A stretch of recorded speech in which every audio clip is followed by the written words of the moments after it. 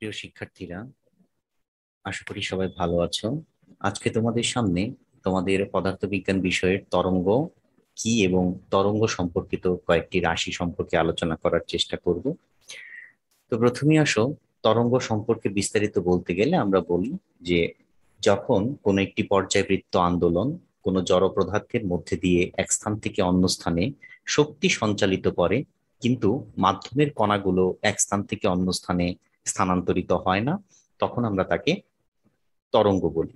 তো দেখো, আমরা এখানে একটি পানির তরঙ্গ দেখাচ্ছি এবং এই তরঙ্গের মধ্যে অবস্থিত বিভিন্ন বিষয় সম্পর্কে আজকে আলোচনা করব। তো প্রথমে আসো, আমরা পানির ঢেউটা যদি বিশ্লেষণ করি, তো তরঙ্গের মধ্যে অবস্থিত রাশিগুলো নিয়ে আলোচনা করার জন্য আমরা চিত্রে দেখাচ্ছি যে একটি পানির মধ্যে একটি দণ্ড দ্বারা পানির মধ্যে আলোড়ন সৃষ্টি করছে এবং সেই তরঙ্গটা চারিদিকে ছড়িয়ে পড়ছে। তো তরঙ্গ সম্পর্কিত কয়েকটি রাশি, প্রথম রাশিটা আমরা যেটা বর্ণনা করব সেটা হচ্ছে তরঙ্গ দৈর্ঘ্য। দেখো, একটা তরঙ্গের তরঙ্গ দৈর্ঘ্য কি? দৈর্ঘ্য মানে এখানে একটা দূরত্ব বোঝানো হয়েছে। তরঙ্গের মধ্যে বিভিন্ন রকম বিন্দু আছে। এই বিন্দুগুলো আমরা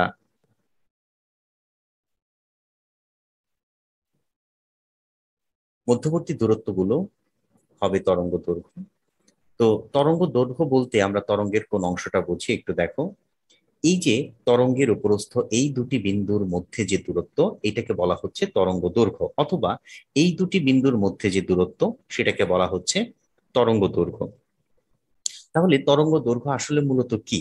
তরঙ্গ দৈর্ঘ্য মূলত আসলে কি হচ্ছে? দেখো, এই দুটি বিন্দুকে বলা হয় ল্যামডা, মানে তরঙ্গ দৈর্ঘ্যকে আমরা ল্যামডা দ্বারা প্রকাশ করি। তরঙ্গ দৈর্ঘ্যকে আমরা কি দ্বারা প্রকাশ করি? ল্যামডা দ্বারা প্রকাশ করি। তাহলে এই যে দুটি বিন্দু, এই দুটি বিন্দু মূলত কি? এই দুটি বিন্দু হচ্ছে তরঙ্গের উপরস্থ দুটি সমদশা সম্পন্ন বিন্দু। এখন সমদশা কি? সমদশা মানে এই দুটি বিন্দু একই অবস্থায় আছে। দশা কি সেটা আমরা কিছুক্ষণ পরে আলোচনা করব।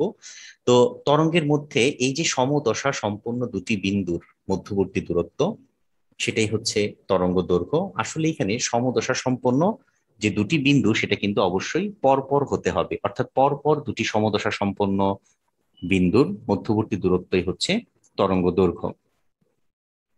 এটাই বলা হয়েছে। দেখো, এইখানে এই দুটা হচ্ছে সমদশা বিন্দু এবং এই দুটি বিন্দুর মধ্যবর্তী দূরত্বই হচ্ছে তরঙ্গ দৈর্ঘ্য। আবার তরঙ্গ দৈর্ঘ্যের সংজ্ঞা এইভাবেও দেওয়া যায়, একটি পূর্ণ স্পন্দনে তরঙ্গ যে দূরত্ব অতিক্রম করে তাই তরঙ্গ দৈর্ঘ্য। অর্থাৎ একটা পূর্ণ স্পন্দন বলতে আমরা কি বুঝি? একটা পূর্ণ স্পন্দন বলতে আমরা বুঝি যে, দেখো, একটা পূর্ণ স্পন্দন কাকে বলে? পূর্ণ স্পন্দন বলা হয় হচ্ছে এই যে তরঙ্গের এখান থেকে যদি তরঙ্গটা শুরু হয়, এটাকে আমরা বলি সাম্যাবস্থা। এই বিন্দুটাকে আমরা বলি সাম্যাবস্থা। এই বিন্দুটাকে আমরা কি বলি? সাম্যাবস্থা। এই অবস্থাটাকে আমরা বলি সাম্যাবস্থা। এই সাম্যাবস্থার এখান থেকে শুরু করে আবার এখানে যখন ফিরে আসে, তখন এইটুকু দূরত্বকে আমরা বলি একটি পূর্ণ তরঙ্গ বা পূর্ণ স্পন্দন। এই পূর্ণ স্পন্দনে তরঙ্গ যে দূরত্বটুকু অতিক্রম করে সেটাই হচ্ছে তরঙ্গ দৈর্ঘ্য। অর্থাৎ আমরা এটাকে তরঙ্গ দৈর্ঘ্য বলতে পারি, এটাকে তরঙ্গ দৈর্ঘ্য বলতে পারি, অথবা এটাকে তরঙ্গ দৈর্ঘ্য বলতে পারি। এগুলো সব দূরত্ব হবে সমান। তাহলে তরঙ্গ দৈর্ঘ্য বিষয়টা আশা করি বোঝা গেল। এরপরে আসো, এরপরে আসো আমরা পরের একটা রাশি সম্পর্কে আলোচনা করি। এখন আমরা চিত্রটা আবার লক্ষ্য করি। একটা পানির উপর পানির ঢেউয়ের জন্য নৌকার যে দূরত্ব, এই দূরত্বটা আমরা একটু লক্ষ্য করি। তো এই নৌকা পানির ঢেউয়ের জন্য একবার উঁচুতে উঠছে, একবার নিচে নামছে। তাহলে এটা কিন্তু পানির তরঙ্গের জন্যই তার গতিপথটা এমন হচ্ছে। তো এই যে তরঙ্গ একটা নির্দিষ্ট সময়ে যে দূরত্ব অতিক্রম করছে, অর্থাৎ একক সময়ে যে দূরত্ব অতিক্রম করছে, তাকে আমরা কি বলবো? তরঙ্গের বেগ। তাহলে তরঙ্গের বেগ বলতে আমরা কি বুঝবো? তরঙ্গ একক সময়ে যে দূরত্ব অতিক্রম করে তাকেই তরঙ্গের বেগ বলে। যেমন শব্দের একটা বেগ রয়েছে, শব্দ এক প্রকারের তরঙ্গ। তাহলে পানির তরঙ্গেরও কিন্তু একটা নির্দিষ্ট বেগ থাকবে। এটাকে আমরা বলবো কি? তরঙ্গের বেগ। এখন দেখো, এই যে তরঙ্গটা এই তরঙ্গটা কিন্তু আমি এখানে পানির তরঙ্গ দেখাচ্ছি, পানির ঢেউ যেভাবে উঁচু নিচু হচ্ছে। এখন দেখো এই যে তরঙ্গটা, এই তরঙ্গটাকে কিন্তু আমরা সরল ছন্দিত স্পন্দন বলেও অভিহিত করতে পারি, কারণ এখানে এই যে নৌকার ওঠা এবং নামা, ওঠা এবং নামা, এই ওঠা নামার মধ্যে একটা সময়ের পর্যায়বৃত্ততা আছে, তাই এটাকে আমরা পর্যায়বৃত্ত গতি বা সরল ছন্দিত গতিও বলতে পারি। এরপরের টপিকসটা হচ্ছে আমাদের তরঙ্গের বিস্তার। তরঙ্গের বিস্তার বলতে আমরা কি বুঝি? ধরো পানিটা স্থির হয়ে গেল, স্থির হওয়ার পর এই যে পানি যে উঁচু নিচু হচ্ছে, এই যে সাম্যাবস্থায় যে ছিল, এই সাম্যাবস্থা থেকে তরঙ্গ এর মধ্যে অবস্থিত যে কণা, পানির কণা, সেটার সর্বোচ্চ যে দূরত্বটা অতিক্রম করে ওপরে অথবা নিচে, সেটাই হচ্ছে বিস্তার। এখন দেখো এই বিস্তারটা যদি বেড়ে যায় তাহলে তরঙ্গের অবস্থাটা কেমন হবে? খেয়াল করো, তরঙ্গের মধ্যস্থিত কোনো কণার সাম্যাবস্থান হতে যে কোনো একদিকে সর্বোচ্চ যে সরণ ঘটে সেটাই হচ্ছে তরঙ্গের বিস্তার। এখন এই বিস্তারটা যদি বেড়ে যায় তাহলে দেখো নৌকার ভেতরে থাকাটা কিন্তু অনেক কষ্টকর হয়ে যাবে। অর্থাৎ তরঙ্গের বিস্তার বলতে তরঙ্গের মধ্যে যে কণাগুলো থাকে সেগুলো কি অনেক জায়গা নিয়ে উপরে নিচে কাঁপতে থাকবে। এরপরে আসো কম্পাঙ্ক, যেটাকে আমরা এফ দিয়ে প্রকাশ করি। কম্পাঙ্ক কি? এক সেকেন্ডে পূর্ণ স্পন্দনের সংখ্যা।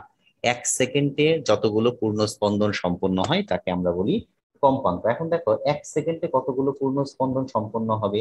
যেমন ধরো আমি যদি এখান থেকে ধরি, এখান থেকে শুরু হয়েছে, তাহলে এখান থেকে যদি আমরা সাম্যাবস্থা থেকে এই পর্যন্ত হিসেব করি তাহলে এখানে কয়টা পূর্ণ স্পন্দন? একটা, দুইটা, তিনটা, চারটা, 4.5। অর্থাৎ এখানে 4.5টি পূর্ণ স্পন্দন সম্পন্ন হয়েছে। এটা যদি এক সেকেন্ডে সম্পন্ন হয় তাহলে আমরা এর কম্পাঙ্ককে বলবো 4.5। আমরা এর কম্পাঙ্ককে বলবো কি? 4.5। আচ্ছা, তাহলে দেখো কম্পাঙ্ক বলতে আমরা কি বুঝলাম? প্রতি সেকেন্ডে পূর্ণ স্পন্দনের সংখ্যাই হচ্ছে কম্পাঙ্ক। অর্থাৎ এক সেকেন্ডে একটি স্পন্দন বা কম্পন যদি সম্পন্ন হয় তবে তার কম্পাঙ্ককে আমরা বলবো কি?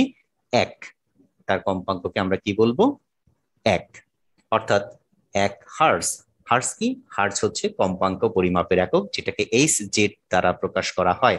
বিজ্ঞানী হেনরিচ হার্জের নাম অনুযায়ী এই এককের নামকরণ করা হয়েছে। এখন আসো এই যে তরঙ্গ, এই তরঙ্গটা একটা সরল ছন্দিত বা পর্যায়বৃত্ত গতি, এটি কিভাবে হয় সেটা যদি আমরা একটু লক্ষ্য করি, যে একটা তরঙ্গ, এটাকে কিন্তু একটা বৃত্তীয় গতির সাথে তুলনা করা যায়, সেটা আমরা একটু পরে দেখবো। তার আগে আমরা একটা জিনিস দেখে নিই, আরেকটা রাশি আছে, সেটা হচ্ছে পর্যায়কাল। তাহলে দেখো এখানে একটা তরঙ্গ দেখা যাচ্ছে, এই তরঙ্গটা কি হচ্ছে? আমরা এখানে টাইম পিরিয়ড বা পর্যায়কাল বলতে কি বুঝি? এক সেকেন্ডে, দেখো এক সেকেন্ডে যতগুলো পূর্ণ স্পন্দন সম্পন্ন করে সেটাকে আমরা কম্পাঙ্ক বললাম, তাই না? আর একটা ওয়েভ সম্পন্ন করতে যে সময়টা লাগে সেটাই হচ্ছে টাইম পিরিয়ড। তার মানে এখানে দেখো কয়টা ওয়েভ সম্পন্ন করছে? পাঁচটা ওয়েভ সম্পন্ন করছে। এখন তাহলে একটা ওয়েভ সম্পন্ন করতে কতটুকু সময় লাগে সেটাই হচ্ছে তার টাইম পিরিয়ড বা পর্যায়কাল। তাহলে দেখো তরঙ্গের একটি পূর্ণ স্পন্দন সম্পন্ন হতে যে সময় লাগে তাই তার পর্যায়কাল, তাই তার পর্যায়কাল। এখন দেখো এই তরঙ্গকে আমরা একটি বৃত্তীয় গতির সাথে কিভাবে তুলনা করতে পারি, এই চিত্রটা দেখলে আমরা স্পষ্ট হব যে এখানে একটা তরঙ্গ সৃষ্টি হচ্ছে এবং সাথে সাথে এখানে টোটাল ঘুরতেছে। এই ক্ষেত্রেও কিন্তু 90 90 180 ডিগ্রি, অর্থাৎ 360 ডিগ্রি ঘুরে, বৃত্তের ক্ষেত্রেও 360 ডিগ্রি ঘুরে। এরপরে আসো আমরা দশা পার্থক্য কি সেটা একটু চিন্তা করি। দশা পার্থক্যটা কি? খেয়াল করো, এখানে একটা পূর্ণ তরঙ্গ দেখানো হয়েছে। এই পূর্ণ তরঙ্গের ক্ষেত্রে এই অংশটা হচ্ছে 0 ডিগ্রি। 0 ডিগ্রি থেকে শুরু হলো, শুরু হওয়ার পর এখানে কত আসলো? যখন তরঙ্গটা এখানে আসছে তখন সেটা কি 90 ডিগ্রি। আর এখানে কত? 180 ডিগ্রি। এখানে কত? 270 ডিগ্রি। এখানে কত? 360 ডিগ্রি। ওকে, তাহলে এই যে 360 ডিগ্রি, এইটাকেই কিন্তু আমরা এই যে বৃত্তের সাথে যে 360 ডিগ্রি কোণ, সেই 360 ডিগ্রি কোণ কিন্তু আমরা বৃত্তের সাথে তুলনা করতে পারি ঠিক এইভাবে। এই যে বৃত্তের চারটা চতুর্ভাগ ঘুরলে যেমন 360 ডিগ্রি কোণ উৎপন্ন হয়, ঠিক একইভাবে এখানেও কিন্তু একটা পূর্ণ কম্পন সম্পন্ন হলে বা পূর্ণ স্পন্দন সম্পন্ন হলে 360 ডিগ্রি কোণ উৎপন্ন হয়। তাহলে দেখো এই দশা ও দশা পার্থক্য বলতে কি বোঝায়? দশা হচ্ছে দশা হচ্ছে কোনো একটি তরঙ্গের মধ্যে অবস্থিত কোনো একটি কণার যে সম্মুখ বা গতির যে সম্মুখ অবস্থা, সেটাই হচ্ছে তার দশা। অর্থাৎ এখানে আমরা গাণিতিকভাবে দশা বলতে বোঝাবো যে কোনো একটা বিন্দুতে যে কণাটা আছে, এই যে ধরো এখানে এই কণাটা আছে, এখানে এই কণাটা আছে, তাহলে এদের সৃষ্ট কোণ কত, কত ডিগ্রি অতিক্রম করে আসছে, সেটাই হচ্ছে তার দশা। তাহলে এখানে তার দশা কত, 0 ডিগ্রি। এখানে তার দশা কত, এখানে তার দশা কত, 90 ডিগ্রি। এখানে তার দশা কত, 180 ডিগ্রি। এখানে তার দশা কত, 270 ডিগ্রি। এখানে তার দশা কত, 360 ডিগ্রি। তাহলে দশা হচ্ছে একটা কোণ। দশা হচ্ছে কি, একটা কোণ। তাহলে আমরা দশার সংজ্ঞায় বলবো যে তরঙ্গের মধ্যে অবস্থিত কোনো একটি কণার যে কোনো মুহূর্তে তার গতির সম্মুখ অবস্থাকেই দশা বলে। সম্মুখ অবস্থাকে আমরা কি বলবো, দশা বলবো।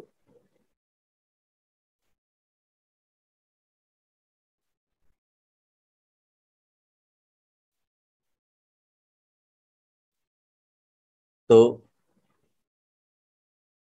আবার দেখো, দশা বলতে আমরা যে জিনিসটা বুঝলাম যে দশা হচ্ছে তরঙ্গের মধ্যে অবস্থিত কোনো একটি কণার কি গতি,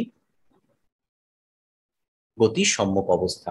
এখন আমরা যদি দশা পার্থক্য আর এখানে যে তরঙ্গটা অতিক্রম করে, এটা হচ্ছে তরঙ্গের পথ। এখানে আসতে তরঙ্গ কতটুকু পথ অতিক্রম করে, এখান থেকে এইটুকু পথ অতিক্রম করে। খেয়াল করো তরঙ্গ কতটুকু পথ অতিক্রম করে। তরঙ্গ কিন্তু, আমি এই অবস্থায় দশা বের করতে চাচ্ছি, এই অবস্থায় দশা বের করতে চাচ্ছি, তাহলে তরঙ্গ কতটুকু দূরত্ব অতিক্রম করলো, তরঙ্গ কতটুকু দূরত্ব অতিক্রম করলো, আমি ধরে নিলাম এটা এক্স দূরত্ব অতিক্রম করলো, ঠিক আছে। তাহলে এখানে টোটাল তরঙ্গ দৈর্ঘ্য দেখো, এখানে কিন্তু বলা হয়েছে the one division of x axis is 1 centimetre. তার মানে এই যে প্রত্যেকটা দাগ, এই প্রত্যেকটা দাগ কত, 1 সেন্টিমিটার, 1 সেন্টিমিটার। প্রত্যেকটা দাগ কত, 1 সেন্টিমিটার। তাহলে এখানে টোটাল কত সেন্টিমিটার, এখানে টোটাল এখান থেকে এই পর্যন্ত টোটাল হচ্ছে, আমরা দেখতে পেলাম 10 সেন্টিমিটার, তাই না? তো 10 সেন্টিমিটার যদি হয় তাহলে এইটা হবে 5 সেন্টিমিটার, এই অংশটা 5 সেন্টিমিটার, তাহলে এই অংশটাও কত, 5 সেন্টিমিটার, ঠিক আছে।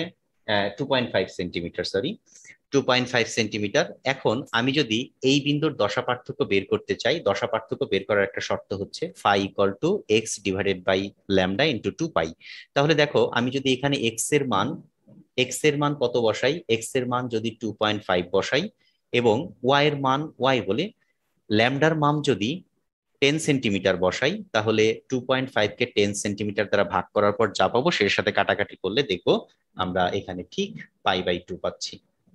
ফাই এর মানটা কত পাচ্ছি, পাই/2, অর্থাৎ দশা পার্থক্য হবে 90 ডিগ্রি। তার মানে এখানে কিন্তু দশা পার্থক্য 90 ডিগ্রি ছিল। আবার দেখো এখানে যদি আসি, ঠিক এখানে যদি আসি, এইটুকু অংশে যদি দশা পার্থক্য বের করতে চাই, তাহলে এই সূত্র অনুযায়ী দশা পার্থক্য equal to x divided by pi into 2 pi, x divided by lambda into 2 pi. তাহলে আমি যদি সমস্ত এইখানে আসার জন্য দশা পার্থক্য বের করতে চাই, তাহলে দশা পার্থক্য কত হবে, দশা পার্থক্য টোটাল দশা পার্থক্য কত, টোটাল দশা পার্থক্য এখানে এক্স এর মান কত, 10 সেন্টিমিটার, ল্যামডা কত, 10 সেন্টিমিটার, 10কে 10 দিয়ে ভাগ করলে কত হয়, 1। তার মানে দশা পার্থক্য থাকছে 2 পাই। 2 পাই মানে কি, 360 ডিগ্রি।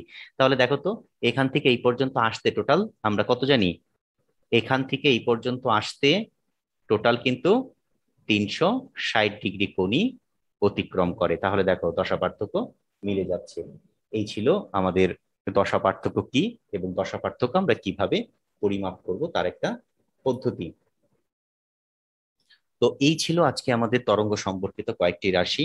আশা করি তোমরা এই অংশটুকু বুঝতে পেরেছো, এবং সামনে আমরা এই তরঙ্গ সম্পর্কিত আরো বেশ কিছু জিনিস নিয়ে আলোচনা করব। তোমরা, আমি যে ঘটনাটা এখানে বললাম সেটা ক্যালকুলেশনটা দেখে নিতে পারো। তো আশা করি সবাই ভালো থাকবে, সবাইকে ধন্যবাদ। আর কারো বিষয়টা ভালো লাগলে অবশ্যই এটা শেয়ার করবা, এবং অবশ্যই আমার চ্যানেলটি সাবস্ক্রাইব করবে। সবাইকে ধন্যবাদ। আবার সবার সাথে সামনের কোনো ক্লাসে তরঙ্গ নিয়ে কথা হবে। সবাই ভালো থেকো, সবাইকে ধন্যবাদ।